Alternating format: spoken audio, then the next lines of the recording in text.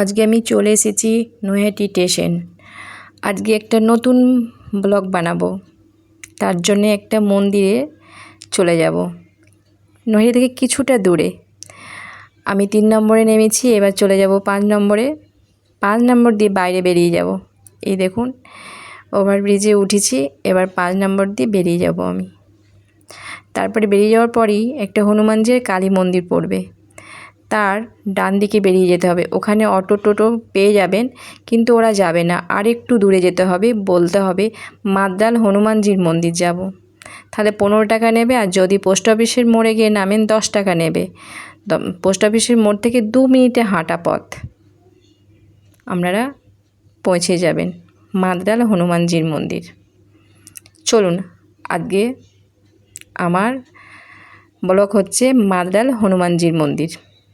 আর এইটা হচ্ছে পোস্ট অফিসের মোড়। এখানে একটা ভগবানজি আছে, মানে রাধাকৃষ্ণের মূর্তি আছে। আর এই রাস্তা দিয়ে আমি যাব, একটুখানি হাঁটা রাস্তা। পৌঁছে গিয়েছি। এটা হচ্ছে হনুমানজির মন্দির, সাইনবোর্ড আছে। আর এই গলির সামনেই পড়বে সিদ্ধিদাতা গণেশজির মূর্তি বা মন্দির। প্রথমেই গণেশজির মূর্তি দর্শন করে তারপরে পুরো মন্দিরটা ঘুরব। আর বাঁ দিকেই পড়বে আপনার ফুলের বা প্রসাদের ডালা। আপনি যেরকম চাইবেন সেরকম ডালা পেয়ে যাবেন। আর এই ফুলের দোকান পেরিয়ে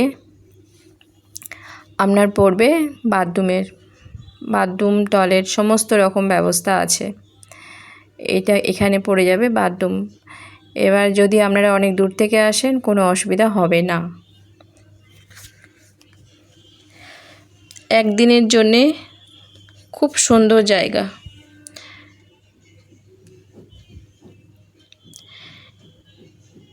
এখানে আছে যজ্ঞকুণ্ড, আর এখানে গাড়ি পুজো করা হচ্ছে। একজন গাড়ি পুজো করছে, পণ্ডিতজি। আর এই যে ওড়নাগুলা বাঁধা আছে, এগুলো মনস্কামনা জানিয়ে বেঁধে দিয়েছে। আর এই মন্দিরটা খুব জাগ্রত ভীষণ। এখানে স্বয়ং হনুমানজি ঘুমন্ত অবস্থায় আছে, মানে শহীদ অবস্থায়।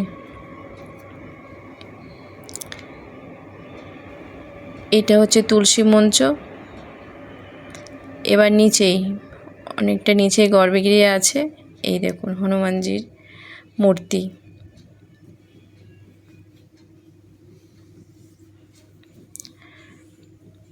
খুব সুবিশাল। পণ্ডিতজি পুজো করছেন।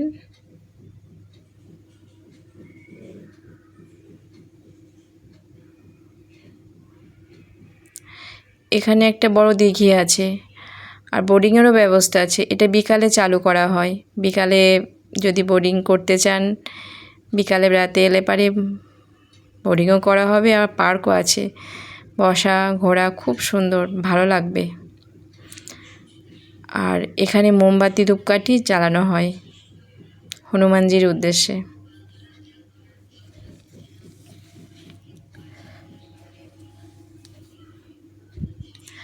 তারপরে আর এখানে মঙ্গলবার দিন আর শনিবার দিন রোজই ভোগ প্রসাদ হয়। এবার শনিবার দিন মঙ্গলবার দিন ভালো করে হয়। এখানে কুপন পাওয়া যায়, আর দান বাক্স আছে, আপনি দান করতে পারেন। আমি পুজোর ডালা নিয়েছি। এবার আমি নিচে নেমে হনুমানজির পুজো দেব, তার জন্যে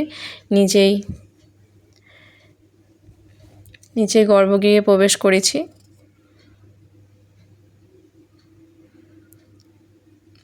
আমি আরও ভালো করে দেখাচ্ছি, দেখুন, খুব ভালো লাগবে। বিশ্রামরত অবস্থায় আছেন হনুমানজি।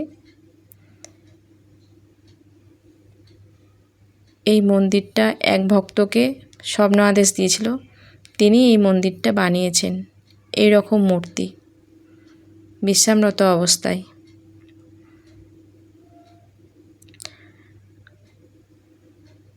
আমার এই পুজোর ডালা নিয়েছি। এবার পুজো দেব। আমার পুজো দেওয়া হয়েছে, আমি এবার উপরে উঠে আসছি। তারপরে চলুন রাম সীতার মন্দির আর রাধাকৃষ্ণের মন্দির দর্শন করব।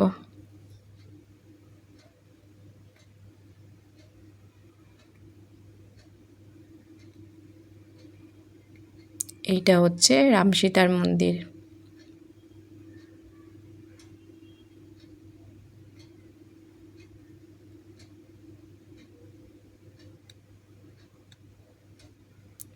রাম সীতার মন্দির আসার জন্য 2-3টে রাস্তা আছে। হনুমানজির মন্দির থেকেও উঠে আসা হয়, আবার অন্য দিকেও উঠে আসা যাবে। এটা হচ্ছে রাম সীতার মন্দির, আর তার অপোজিট মানে উল্টো দিকে আছে রাধাকৃষ্ণের। রাম সীতা লক্ষ্মণ আর পাশে আছে হনুমানজি বসে আছেন। আর আছে এই দেখুন অপোজিট সাইডে আছে রাধাকৃষ্ণের, 2 সাইডে গৌরনিতাই আছে।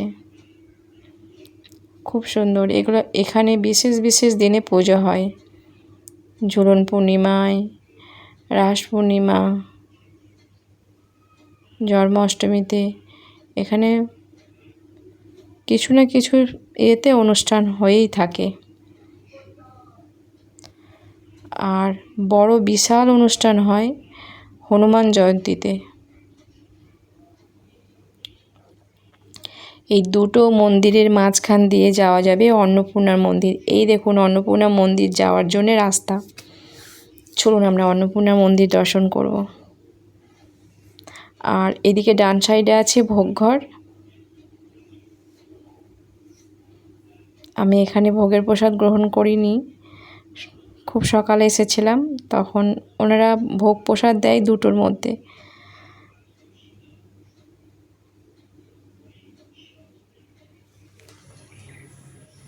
আজকে আমি চলে এসেছি হনুমানজির মন্দির, মাদ্রাল। নৈহাটি থেকে আমি দমদম স্টেশন থেকে নৈহাটি এসেছি। ওখান থেকে ওভারব্রিজে উঠে 5 নাম্বার দিয়ে পেরিয়ে আসতে হবে। তারপরে একটু হেঁটে এসে অটো ধরতে হবে। অটো স্ট্যান্ডে এসে তারপরে বলতে হবে মাদ্রাল যাব। হনুমানজির মন্দির চলে এসেছি, দেখালাম। খুব সুবিশাল মন্দির, ভীষণ। আসা খুব সহজ। যদি আপনারা কেউ হাওড়া থেকে আসতে চান, ব্যান্ডেলে নামবেন, ব্যান্ডেল থেকে নৈহাটি লোকাল চেপে চলে আসবেন মাদ্রাল হনুমানজির মন্দির। এখানে শুধু হনুমানজির মন্দির নয়, মানে রাম সীতা লক্ষ্মণ আর রাধাকৃষ্ণের মন্দির, মা অন্নপূর্ণা, মহাদেবের মন্দির, সব 4টে মন্দির, এখানে 4-5টা মন্দির আছে, খুব সুন্দর। আর এখানে একটা খুব সুন্দর পার্ক আছে, ভীষণ দেখার মতো। চলুন সব ঘুরে দেখাবো, আমার খুব ভালো লাগবে। আজকে ব্লগটা খুব সুন্দর হবে। চলুন যাওয়া যাক তাহলে, আজকে সব ঘুরে দেখাবো। আর এই হনুমানজির মন্দিরে দুপুরে ভোগের ব্যবস্থা আছে। শনি মঙ্গলবারে ভোগ দেওয়া হয় 51 টাকা করে। যদি মানে বাড়িতে নিয়ে যেতে চান তাও 51 টাকা, যদি বসে খেতে চান 51 টাকা। মঙ্গলবার আর শনিবারে দেওয়া হয়। ঠিক আছে, এখানে দুপুরে ভোগ প্রসাদের ব্যবস্থা আছে। আর মঙ্গলবারে সারাদিন মন্দির খোলা থাকে। শনি মঙ্গলবার প্রতিদিনই পুজো হয়, এবার মঙ্গলবারে সারাদিনই খোলা থাকে। আর অন্য দিন সকাল 5টা থেকে দুপুর 1টা পর্যন্ত, আর বিকেল 4টে থেকে রাত 9টা পর্যন্ত মন্দির খোলার সময়। এইটা হচ্ছে মা অন্নপূর্ণা মন্দিরের চূড়া। এবার সিঁড়ি দিয়ে উঠে যাব।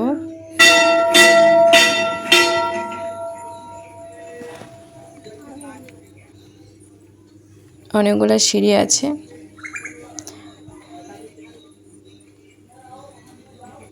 মা অন্নপূর্ণার মন্দিরটা পরিক্রমা ব্যবস্থাও আছে, আপনারা মনে করলে পরিক্রমা করতে পারেন।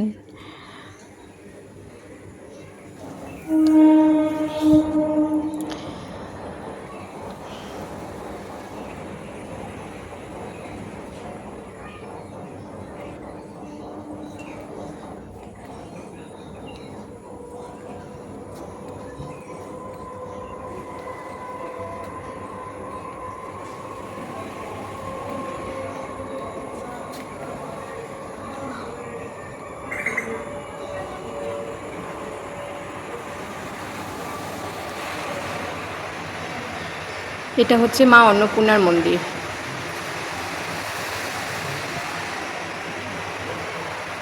এটা দেখছেন সমুদ্রে মন্থনের সময় যে দৃশ্যটা, সেই দৃশ্যটা অঙ্কন করেছে।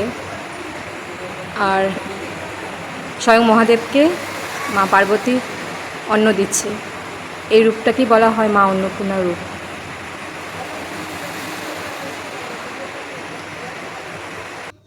এই নিচে দিয়ে এবার চলে যেতে হবে। এই দেখুন পার্কটা আছে, এই নিচে দিয়ে যেতে হবে। এই দেখুন নন্দী মহারাজ বসে আছেন।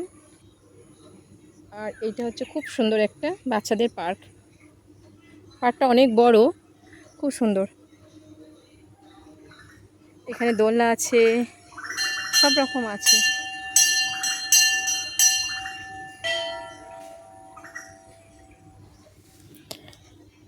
এটা বাচ্চাদের খুব সুন্দর একটা পার্ক, বিকালে বেড়ানোর জন্য খুব সুন্দর জায়গা।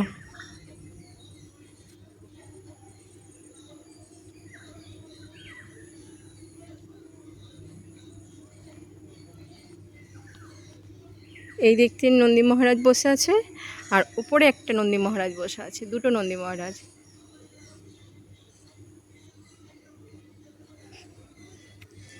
এই একটা বসে আছে।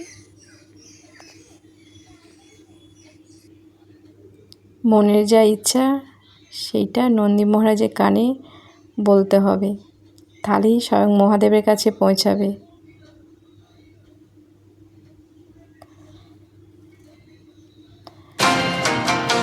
আর এটা হচ্ছে সুবিশাল একটা বট গাছ। এই বট গাছের নিচে মূর্তি আছে মহাদেবের, এখানেও পুজো হয়।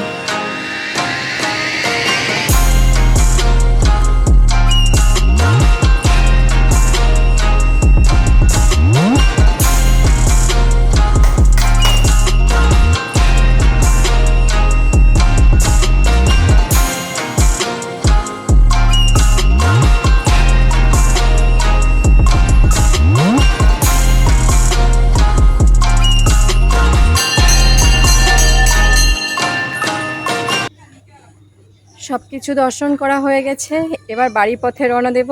আজকের মতো বিদায় নিচ্ছি, ফিরে আসবো আবার পরের ভিডিওতে। কেমন লাগলো অবশ্যই কমেন্ট করে জানাবেন, সাবস্ক্রাইব তো অবশ্যই করবেন। আপনারা সাবস্ক্রাইব করলে তবে আমি নতুন নতুন ভিডিও নিয়ে আসতে উৎসাহ পাবো।